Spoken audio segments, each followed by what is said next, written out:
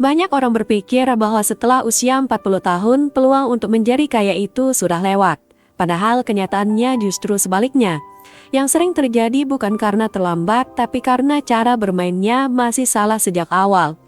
Saya akan menunjukkan ke kamu satu hal yang jarang dibahas, yaitu justru setelah usia 40 kamu punya peluang paling besar untuk membangun kekayaan yang stabil dan nyata, asal kamu berhenti menggunakan pola lama dan mulai berpikir seperti orang yang benar-benar ingin kaya. Mari kita mulai dari satu fakta yang sering tidak nyaman untuk diterima, yaitu sebagian besar orang tidak miskin karena tidak punya uang, tapi karena tidak pernah mengubah cara mereka memperlakukan uang. Ini terdengar sederhana, tapi dampaknya sangat besar. Di usia 20 atau 30, kesalahan finansial masih bisa ditoleransi. Salah ambil keputusan masih ada waktu untuk memperbaiki.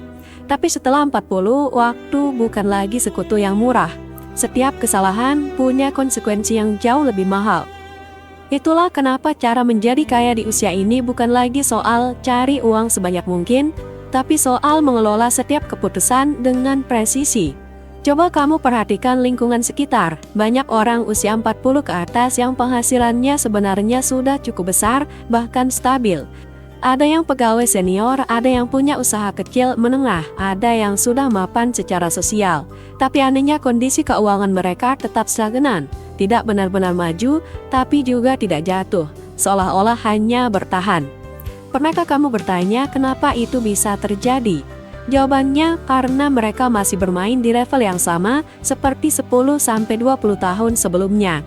Mereka masih berpikir seperti orang yang bekerja untuk hidup, bukan membangun sistem untuk menghasilkan uang. Ini perbedaan yang sangat krusial. Kalau kamu masih bergantung pada satu sumber penghasilan utama, maka secara matematis peluang kamu untuk kaya akan selalu terbatas. Karena ada batas tenaga, batas waktu, dan batas energi. Bahkan kalau gajimu naik, kenaikannya tidak akan pernah eksponensial. Sementara kebutuhan hidup terus naik, inflasi terus berjalan. Badan Pusat Statistik mencatat bahwa rata-rata inflasi di Indonesia berada di kisaran 2-4% per tahun dalam kondisi normal. Artinya jika uangmu hanya diam atau sekedar naik sedikit, sebenarnya nilainya sedang turun secara perlahan. Ini yang tidak terasa, tapi menghancurkan dalam jangka panjang. Disinilah kesalahan besar terjadi. Banyak orang usia 40 ke atas masih berpikir bahwa menabung adalah solusi utama. Mereka merasa aman karena punya simpanan. Padahal kalau simpanan itu tidak berkembang, dia justru sedang terkikis secara diam-diam. Saya ingin kamu berhenti sejenak dan berpikir, apakah selama ini kamu benar-benar membangun kekayaan atau hanya menjaga agar tidak jatuh miskin? Dua hal ini sangat berbeda. Menjaga agar tidak miskin berarti kamu fokus pada keamanan, mengurangi resiko, menyimpan uang, hidup hemat. Itu penting tapi tidak cukup. Sementara membangun kekayaan berarti kamu fokus pada pertumbuhan. Bagaimana uang yang kamu miliki bisa bekerja, berkembang, dan menciptakan uang baru. Di usia 40 ke atas, pendekatan ini harus dibalik. Kamu tidak lagi punya kemewahan untuk hanya bermain aman, tapi kamu juga tidak bisa ceroboh. Disinilah strategi yang cerdas dibutuhkan. Analogi sederhananya seperti ini. Bayangkan kamu mengendarai mobil di jalan tol. Di usia 20-30, kamu masih boleh belajar, masih boleh salah jalur, bahkan masih bisa putar balik. Tapi setelah 40, kamu sudah harus tahu tujuanmu kemana. Kamu tidak bisa terus mencoba-coba tanpa arah, karena bahan bakar, waktu, dan energi sudah jauh lebih terbatas. Jadi langkah pertama yang paling efektif bukan langsung investasi, bukan langsung bisnis, tapi mengubah posisi kamu dalam permainan uang. Dari bermain aktif menjadi pengatur sistem. Apa maksudnya? Selama ini kamu mungkin bekerja keras untuk mendapatkan uang, tapi orang yang benar-benar kaya melakukan kebalikannya. Mereka membuat sistem yang menghasilkan uang, bahkan ketika mereka tidak aktif buat kerja. Sistem ini bisa dalam bentuk investasi, bisnis, aset produktif, atau bahkan jaringan relasi yang menghasilkan peluang. Masalahnya banyak orang berpikir bahwa membangun sistem itu butuh modal besar, padahal tidak selalu. Yang dibutuhkan pertama kali adalah kesadaran bahwa satu sumber penghasilan itu berbahaya, bukan karena kecil tapi karena rapuh. Begitu sumber itu terganggu, seluruh struktur keuangan ikut goyah. Kita lihat contoh nyata di Indonesia saat pandemi beberapa tahun lalu. Banyak orang dengan gaji tetap tiba-tiba kehilangan pekerjaan. Banyak usaha yang sebelumnya stabil mendadak berhenti. Orang yang sebelumnya merasa aman tiba-tiba panik. Kenapa? Karena mereka tidak punya sistem cadangan. Di sisi lain, ada orang yang mungkin penghasilannya tidak sebesar itu, tapi punya beberapa sumber pemasukan kecil. Justru mereka lebih tahan terhadap krisis. Ini pelajaran penting. Bukan soal seberapa besar penghasilanmu sekarang, tapi seberapa tahan sistem keuanganmu terhadap perubahan. Setelah kamu memahami ini, barulah kita masuk ke tahap berikutnya, yaitu bagaimana mengubah penghasilan aktif menjadi aset yang menghasilkan. Karena di usia 40 ke atas, waktu kamu tidak lagi cukup untuk mengandalkan tenaga. Kamu harus mulai mengandalkan sistem. Sekarang kita masuk ke pertanyaan paling penting, yaitu kalau satu sumber penghasilan itu berbahaya, lalu bagaimana cara membangun sumber kedua tanpa harus mengorbankan stabilitas yang sudah kamu miliki? Disinilah banyak orang salah langkah. Mereka berpikir bahwa untuk menambah penghasilan, mereka harus memulai sesuatu yang besar, buka usaha baru, ambil pinjaman, atau bahkan resign dari pekerjaan. Padahal pendekatan seperti itu justru beresiko tinggi terutama di usia 40 ke atas. Strategi yang lebih cerdas justru sederhana, yaitu jangan mulai dari nol tapi mulai dari yang sudah kamu miliki. Saya jelaskan, setiap orang yang sudah melewati usia 40 sebenarnya punya 3 aset yang sering tidak disadari, yaitu pengalaman, relasi, dan pemahaman pasar. Masalahnya 3 hal ini sering dianggap biasa saja, padahal nilainya sangat tinggi jika dikonversi dengan benar. Contohnya begini, kalau kamu sudah bekerja 15-20 tahun di satu bidang, berarti kamu sudah melihat pola. Kamu tahu mana yang menguntungkan, mana yang beresiko, mana yang sering diabaikan orang lain. Itu adalah keunggulan yang tidak dimiliki oleh orang yang baru mulai. Pertanyaannya adalah, apakah pengalaman itu sudah kamu ubah menjadi uang tambahan? Kalau belum, berarti ada potensi besar yang belum kamu manfaatkan. Cara paling efektif untuk memulai bukan dengan membangun sesuatu yang kompleks, tapi dengan mengubah pengalaman menjadi nilai yang bisa dijual. Misalnya kamu bekerja di bidang konstruksi, kamu tidak perlu langsung membuka perusahaan besar. Kamu bisa mulai dari konsultasi kecil menjadi penghubung proyek, atau bahkan membantu orang lain menghindari kesalahan yang sering terjadi. Atau kalau kamu di bidang administrasi, kamu bisa membantu usaha kecil mengatur sistem keuangan mereka. Banyak pelaku usaha di Indonesia yang sebenarnya butuh ini, tapi tidak tahu harus mulai dari mana. Ini yang sering terlewat. Orang berpikir uang hanya datang dari produk, padahal uang juga datang dari solusi. Dan di usia 40 ke atas, kamu justru punya banyak solusi karena pengalaman yang panjang. Sekarang kita masuk ke langkah yang lebih konkret. Langkah pertama, identifikasi satu keahlian yang paling sering kamu gunakan selama ini, bukan yang paling hebat tapi yang paling konsisten. Langkah kedua, cari masalah yang sering muncul di sekitar keahlian itu. Langkah ketiga, tawarkan solusi sederhana dengan skala kecil. Kenapa harus kecil? Karena tujuan awal bukan langsung kaya, tapi membangun aliran tambahan yang stabil.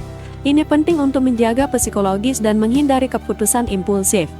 Saya beri contoh nyata, banyak orang di Indonesia yang mulai dari menjual jasa kecil di lingkaran terdekat. Dari membantu laporan keuangan, mengurus dokumen, sampai menjadi perantara jual beli properti atau kendaraan. Awalnya kecil, tapi karena dilakukan konsisten, akhirnya menjadi sumber penghasilan kedua yang signifikan. Disinilah prinsip penting muncul, yaitu konsistensi lebih penting daripada skala besar di awal. Sekarang kita masuk ke bagian yang sering membuat orang gagal, yaitu manajemen hasil. Begitu seseorang mulai punya penghasilan tambahan, biasanya ada 2 reaksi, langsung dinikmati atau ditabung tanpa arah. Keduanya kurang tepat. Kalau langsung dinikmati, kamu kehilangan momentum. Kalau hanya ditabung, kamu kehilangan potensi pertumbuhan. Pendekatan yang lebih efektif adalah alokasikan penghasilan kedua sebagai bahan bakar untuk membangun aset. Ini titik baliknya. Misalnya dari penghasilan tambahan itu, kamu mulai membeli aset yang menghasilkan. Bisa berupa properti kecil, bisa juga instrumen investasi seperti saham atau reksadana yang punya potensi pertumbuhan. Data dari Otoritas Jasa Keuangan menunjukkan bahwa tingkat literasi keuangan di Indonesia masih di bawah 50%. Artinya lebih dari setengah masyarakat belum benar-benar memahami cara mengelola dan mengembangkan uang. Ini bukan kelemahan, justru peluang. Karena ketika kamu mulai memahami ini lebih cepat dari orang lain, kamu punya keunggulan kompetitif. Sekarang saya ingin kamu bayangkan sesuatu. Jika kamu punya satu penghasilan utama, lalu kamu tambahkan satu penghasilan kecil, dan dari situ kamu mulai membangun aset. Maka dalam beberapa tahun, kamu tidak lagi bergantung pada satu sumber saja. Ini seperti membangun kaki meja. Semakin banyak kaki yang menopang, semakin stabil meja tersebut. Dan ini sangat penting di usia 40 tahun ke atas. Karena tujuan utama bukan lagi sekedar tumbuh cepat, tapi tumbuh dengan stabil dan tahan terhadap guncangan. Tapi ada satu hal yang perlu kamu waspadai. Jangan sampai kamu terjebak dalam kesibukan baru. Banyak orang setelah mencoba membangun penghasilan kedua justru kelelahan, karena mereka hanya menambah pekerjaan, bukan membangun sistem. Ini jebakan halus.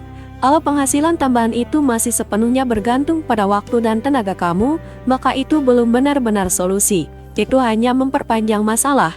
Maka dari itu sejak awal kamu harus mulai berpikir, bagaimana cara membuat ini berjalan tanpa saya harus selalu terlibat.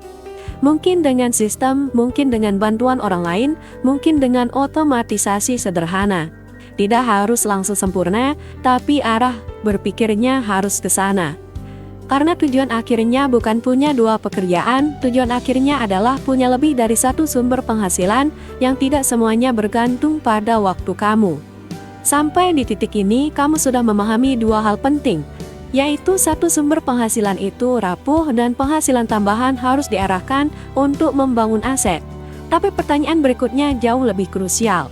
Kenapa banyak orang sudah punya 2 atau 3 sumber penghasilan tapi tetap tidak kaya? Jawabannya sederhana tapi sering tidak disadari, yaitu mereka punya pemasukan tapi tidak punya sistem. Mari kita bedah ini secara jujur. Bayangkan ada seseorang dengan 3 sumber penghasilan, gaji, usaha sampingan, dan sedikit investasi. Secara teori ini sudah bagus, tapi dalam praktiknya, uang masuk dan keluar tanpa arah yang jelas. Tidak ada pengaturan, tidak ada strategi distribusi, dan tidak ada target pertumbuhan. Hasilnya, capek iya, kaya tidak. Ini yang saya sebut sebagai aktif tanpa arah. Di usia 40 ke atas, ini sangat berbahaya karena energi kamu terbatas, tapi tanggung jawab biasanya justru lebih besar. Ada keluarga, ada kebutuhan jangka panjang, ada tekanan sosial. Jadi pendekatannya harus naik level, bukan lagi sekedar menambah penghasilan, tapi mulai merancang arsitektur keuangan. Apa maksudnya? Arsitektur keuangan adalah cara kamu mengatur aliran uang dengan tujuan yang jelas. Setiap rupiah yang masuk punya tugas, bukan sekedar disimpan atau dihabiskan. Secara sederhana, kamu bisa mulai dengan membagi aliran uang menjadi 3 bagian utama, yaitu kebutuhan hidup, pengembangan aset, dan cadangan. Tapi jangan berhenti di pembagian. Yang membedakan orang biasa dan orang yang akhirnya kaya adalah konsistensi dalam menjalankan sistem ini. Contohnya begini, setiap kali kamu mendapatkan penghasilan tambahan, langsung alokasikan sebagian untuk aset produktif. Jangan menunggu nanti kalau sudah banyak, karena kalau kamu menunggu biasanya tidak akan pernah terjadi. Ini prinsip kecil tapi dampaknya besar dalam jangka panjang.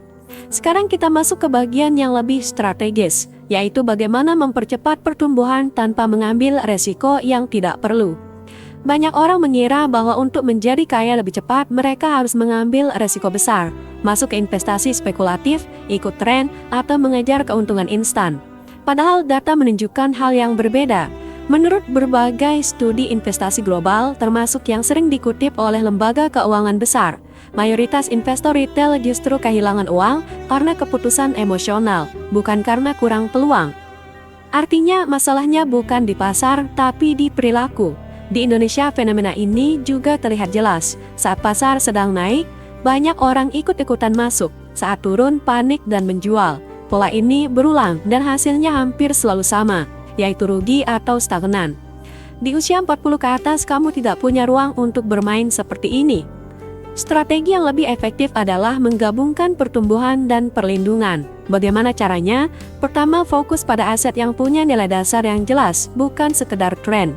Misalnya, bisnis yang punya arus kas, properti di lokasi berkembang, atau saham dari perusahaan yang benar-benar menghasilkan. Kedua, gunakan prinsip bertahap. Jangan langsung masuk besar, bangun posisi secara perlahan. Ini membantu mengurangi resiko sekaligus menjaga kestabilan psikologis. Ketiga, selalu siapkan cadangan liquid. Ini sering diremehkan tapi sangat penting. Tanpa cadangan, kamu akan terpaksa mengambil keputusan buruk saat kondisi mendesak. Saya ingin kamu refleksi sebentar, apakah selama ini keputusan keuangan kamu lebih banyak dipengaruhi logika atau emosi? Pertanyaan ini penting karena di usia 40 ke atas kesalahan terbesar bukan kurang pengetahuan, tapi kurang disiplin. Sekarang kita masuk ke konsep yang jarang dibahas tapi sangat powerful, yaitu leverage. Leverage bukan hanya soal hutang, leverage adalah cara memperbesar hasil tanpa harus menambah usaha secara linear. Contohnya sederhana, kalau kamu bekerja sendiri, hasilnya terbatas pada waktu kamu. Tapi kalau kamu mulai melibatkan sistem atau orang lain, hasilnya bisa berlipat. Di dunia bisnis ini jelas, tapi di kehidupan sehari-hari juga berlaku. Misalnya kamu punya usaha kecil, daripada kamu mengerjakan semuanya sendiri, kamu mulai mendelegasikan sebagian pekerjaan.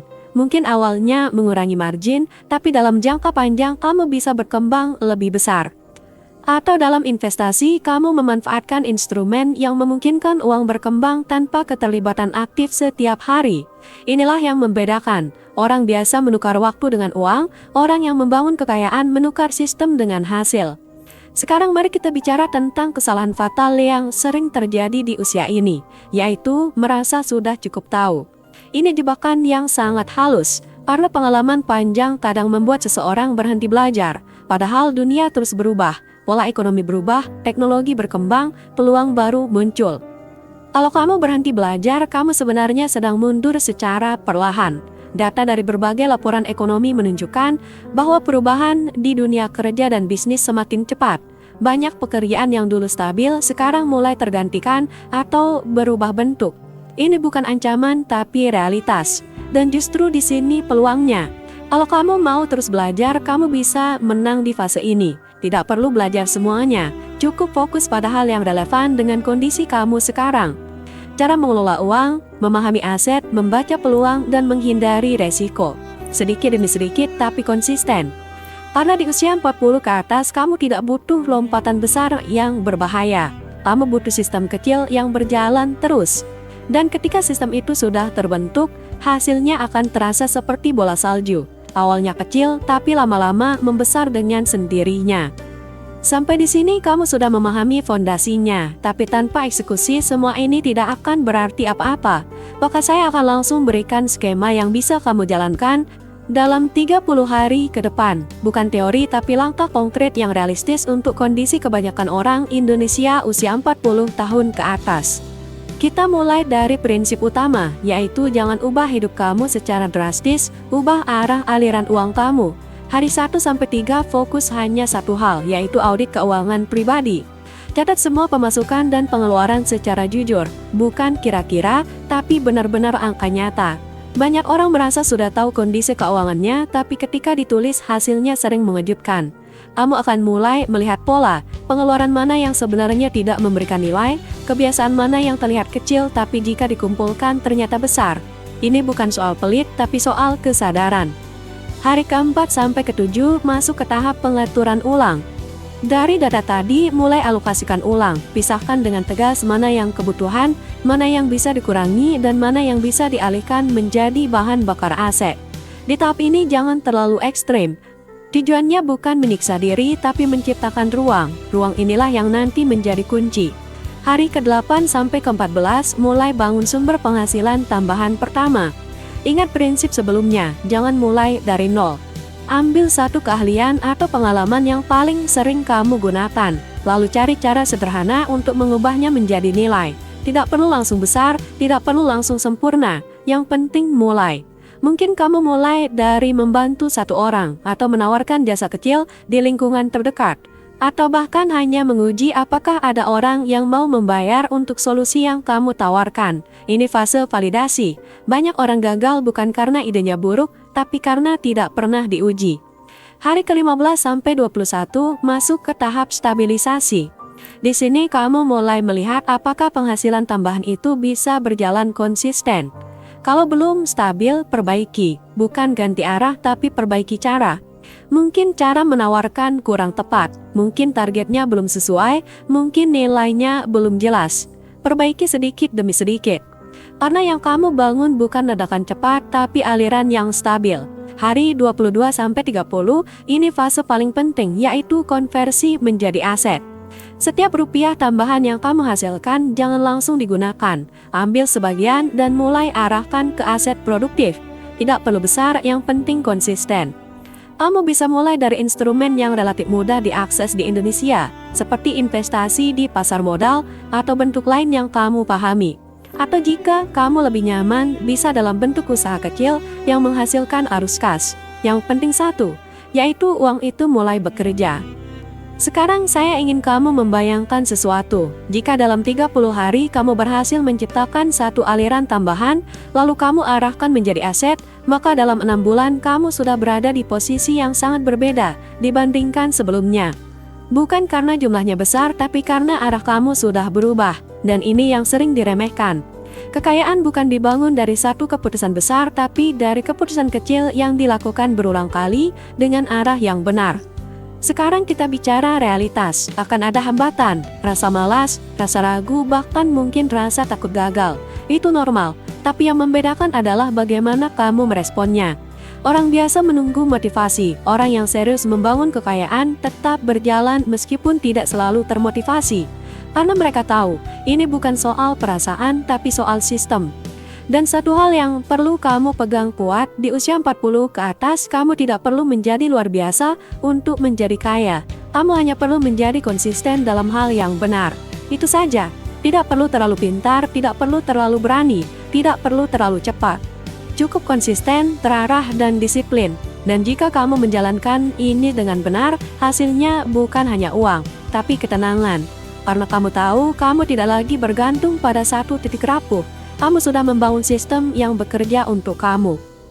Kalau kita rangkum secara jujur, menjadi kaya setelah usia 40 bukan soal keberuntungan, bukan soal memulai dari nol, dan bukan juga soal mencari cara yang rumit. Intinya sederhana, yaitu ubah cara kamu melihat uang, bangun lebih dari satu sumber penghasilan, lalu arahkan semuanya menjadi sistem yang terus berkembang. Kamu tidak perlu langsung ekstrim. Tidak perlu keputusan besar yang beresiko tinggi. Yang kamu butuhkan adalah kesadaran, arah yang benar, dan konsistensi dalam menjalankan hal-hal kecil yang tepat. Mulai dari memahami aliran uang kamu, menciptakan penghasilan tambahan dari apa yang sudah kamu kuasai, lalu secara disiplin mengubahnya menjadi aset yang bekerja untuk kamu. Ulangi proses itu dan biarkan waktu memperbesar hasilnya. Pertanyaannya sekarang bukan lagi apakah ini mungkin, tapi apakah kamu benar-benar akan mulai. Karena semua yang kita bahas hari ini tidak akan mengubah apapun kalau hanya berhenti sebagai pengetahuan. Kalau kamu merasa video ini membuka wawasan baru, jangan lupa tekan like, tinggalkan komentar, dan subscribe agar kamu tidak ketinggalan pembahasan berikutnya. Dan ingat satu hal ini baik-baik, di usia 40 ke atas kamu tidak sedang terlambat, kamu hanya sedang dituntut untuk bermain dengan cara yang lebih cerdas. Dan mungkin itu dulu untuk video kali ini. Semoga video ini bermanfaat untuk kamu. Wassalam.